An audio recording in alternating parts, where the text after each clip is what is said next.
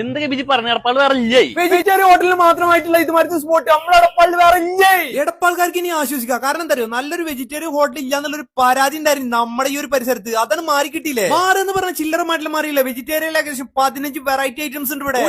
ഇത്തിരി ടേസ്റ്റിൽ വേറെ എവിടെ നടക്കും കിട്ടുക. അങ്ങോട്ട് പോരി നിങ്ങള്. ഒറ്റ നോട്ടത്തിൽ കണ്ട ബുർജ് ഖലീഫ തോന്നുന്നുണ്ടെങ്കിലും ഇതാണ് മക്കളെ അവിടുത്തെ പേപ്പർ റോസ്റ്റ്. ഈ ഒരു ഐറ്റം നമ്മുടെ പരിസരത്ത് കേട്ടുകേൾവി പോലില്ലാത്ത ഐറ്റം കൂടിയാണ്. മസ്റ്റ് ട്രൈ ആണ്. ഞാൻ ട്രെയിനിന്റെ കൂടെ ഇവിടുത്തെ ഉണി റോസ്റ്റ് കൂടി കൂട്ടിക്കോളിയും പൊളിയാണ്. ഒരു പക്ഷേ വെജിറ്റേറിയൻ ഫുഡിൽ ഇത്രയും ഹാപ്പി ആയിരുന്നു കഴിച്ച വേറെ സ്പോട്ട് നമ്മുടെ പരിസരത്ത് ഉണ്ടായിട്ടില്ല. സൈഡായി കിട്ടുന്ന സാമ്പാർ, ചട്നി, ചമ്മന്തി എടുത്ത് പറയേണ്ട ഒന്ന് തന്നെ. അതിൽ സാമ്പാറുണ്ടല്ലോ മക്കളെ, എന്തതിനൊക്കെ പറയാ.